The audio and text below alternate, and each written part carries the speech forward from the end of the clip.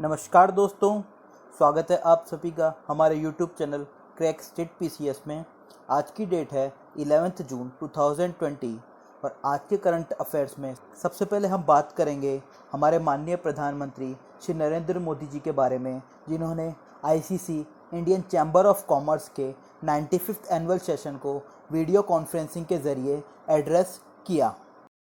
प्रधानमंत्री नरेंद्र मोदी जी ने अपने एड्रेस के शुरुआत में यह हाईलाइट किया कि भारत को कोरोना वायरस महामारी के अलावा अनेक आपदाओं जैसे कि फ्लड, लोकस्ट, टिड्डी दल के अटैक, हेलस्टॉर्म यानी कि ओलों से फसल की बर्बादी, आसाम के एक ऑयल वेल में आग लगने जैसे इंसिडेंट, स्मॉलर अर्थक्वेक जो कि दिल्ली और राजस्थान के आसपास के इलाकों में महसूस किए गए हैं, और उसके अलावा 2 साइक्लोन्स निसर्ग और एम्फान जैसी आपदाओं से भी जूझना पड़ रहा है। इसके बाद माननीय प्रधानमंत्री जी ने जोर देते हुए कहा कि हर भारतीय इस आपदा को एक अपॉर्चुनिटी में तब्दील करने की क्षमता रखता है। उन्होंने गुजारिश की कि हमें इस मौके को इस देश का एक मेजर टर्निंग पॉइंट बनाना है, और वो टर्निंग पॉइंट क्या होगा? आत्मनिर्भर भारत। उन्होंने कहा कि यह समय है भारतीय इकोनॉमी को कमांड एंड कंट्रोल कंसेप्ट से प्लग एंड प्ले कंसेप्ट की तरफ ले जाने की।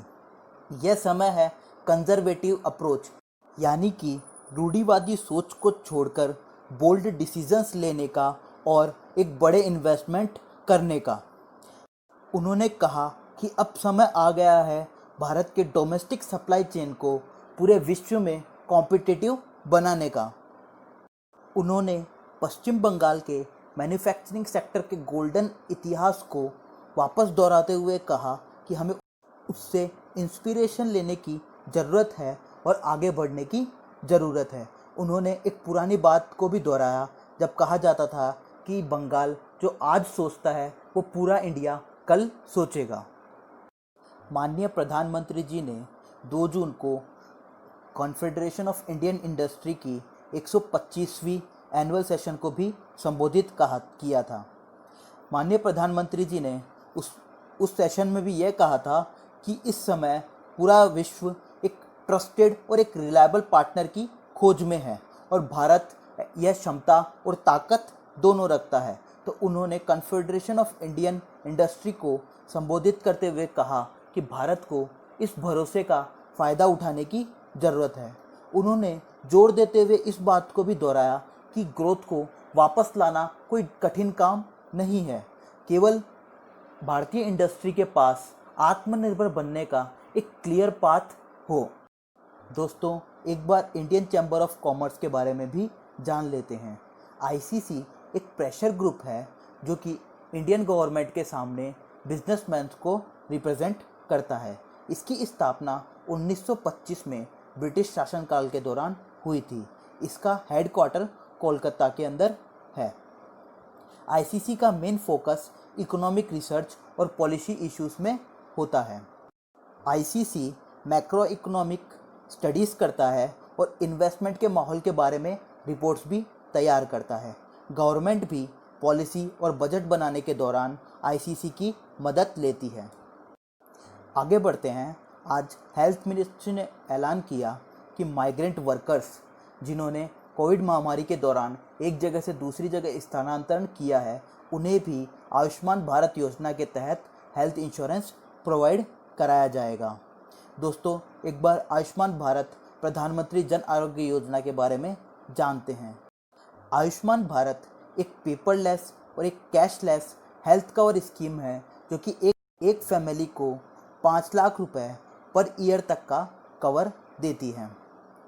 दोस्तों, इस स्कीम के बेनिफिशरीज को सोशियो इकोनॉमिक कास्ट सेंसस के तहत चुना जाता है, जो कि करीब भारत के 40% वल्नरेबल और पुअर पॉपुलेशन को यह कवर प्रदान करती है। आज हेल्थ मिनिस्ट्री ने ऐलान किया कि जिन लोगों को इस योजना के तहत कवर नहीं किया जाता है और वे माइग्रेंट वर्कर्स हैं, तो उन्हें भी इस योजना का फ़ायदा मिलेगा। आगे बढ़ते हैं दोस्तों। कैथी सुलिवन नाम की अमेरिकन महिला ने समुद्र के सबसे डीपेस्ट मरियाना ट्रेंच में स्थित चैलेंजर डीप में गोताखोरी की। चैलेंजर डीप प्रशांत महासागर के वेस्ट में फिलिपाइन आइलैंड के पास स्थित है। चैलेंजर डीप अर्थ ओशियन का सबसे डीपेस्ट पॉइंट है, जो कि 10,900 मीटर डीप है, यानी कि माउंट एवरेस्ट की ऊंचाई से भी ज़्यादा डीप है। अमेरिकन महिला कैथी सुलिवन पहली महिला और 5वीं शख्स है जिन्होंने ओशियन के इतने डीप में गोताखोरी की। सुलिवन ने 1984 में पहली बार स्पेस में भी वॉक किया था।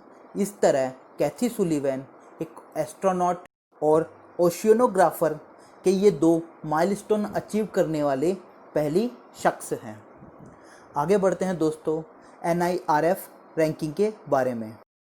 Human resource minister Ramesh Pokhriyal Nishank ने आज इंस्टीट्यूट ऑफ हायर एजुकेशन के वेरियस कैटेगरीज में इंडिया रैंकिंग को रिलीज़ किया, जिसमें IIT मद्रास ने ओवरऑल एजुकेशन इंस्टीट्यूट के साथ इंजीनियरिंग इंस्टीट्यूट की कैटेगरी को टॉप किया। यूनिवर्सिटीज़ की बात करें तो पहली rank Indian Institute of Science Bengaluru को मिली, second rank Jawaharlal Nehru University Delhi को मिली और तीसरी बनारस हिंदू यूनिवर्सिटी को मिली है। एंड कॉलेजेस में मिरांडा हाउस ने टॉप किया। मिरांडा हाउस के बाद lady Shri Ram college for women and the Hindu college का नंबर आता है। नेक्स्ट बात करते हैं दोस्तों, सेंट्रल गवर्नमेंट ने US की एक पैनल को वीज़ा देने से मना कर दिया। वह पैनल भारत के अंदर रिलीजियस फ्रीडम के ऊपर रिव्यू करना चाहता था। इंडिया ने यह कहते हुए वीज़ा देने से मना कर दिया कि किसी फॉरेन पैनल को कोई अधिकार नहीं है भारत के अंदर संविधान के द्वारा नागरिकों को दिए गए रिलीजियस फ्रीडम के मौलिक अधिकार के बारे में कमेंट करने का। दोस्तों US पैनल ने यह कॉल अप्रैल में की थी, जब भारत के अंदर नया अमेंडमेंट सिटीजनशिप अमेंडमेंट एक्ट लागू हुआ था, जिसके अंदर रिलीजियस बेसिस के ऊपर नागरिकता देने की बात कही गई है। नेक्स्ट टॉपिक पे बात करते हैं दोस्तों। रशिया ने एक स्टेटमेंट दिया है कि बीते कुछ दिन पहले 4 जून को रशिया के अंबरनाया रिवर के अंदर जो डीजल का रिसाव हो गया था और उससे वह नदी लाल हो गई थी, उसे साफ़ करने में करीब सालों लग जाएंगे। दोस्तों इस टॉपिक के ऊपर हमने कुछ दिन पहले वीडियो भी बनाया था। अगर आपने यह वीडियो नहीं देखा हो तो आप ये वीडियो हमारे चैनल के ऊपर से देख सकते हैं। तो दोस्तों आज के लेक्चर में इतना ही था। आज के लेक्चर में हमने पढ़ा प्रधानमंत्री नरेंद्र मोदी जी ने ICC के 95th सेशन को संबोधित किया। उसके बाद एक ICC के बारे में एक ओवरव्यू लिया and then Ayushman Bharat scheme के बारे में एंड देन कैथी सुलिवन जिन्होंने पृथ्वी के सबसे डीपेस्ट पॉइंट चैलेंजर डीप में गोताखोरी की।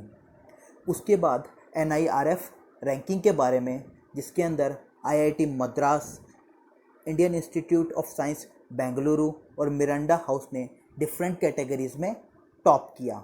उसके बाद में सेंटर ने US के एक पैनल को वीज़ा देने से मना कर दिया। एंड द लास्ट वन जो रशिया के अंबरनाया रिवर में हुए ऑयल रिसाव के मामले में था। तो दोस्तों इसी के साथ हम अपना लेक्चर समाप्त करते हैं। अगर आपको हमारा वीडियो पसंद आया हो तो हमारे चैनल को सब्सक्राइब करें और हमारे वीडियोस को अपने फ्रेंड्स के साथ शेयर करें। Thank you.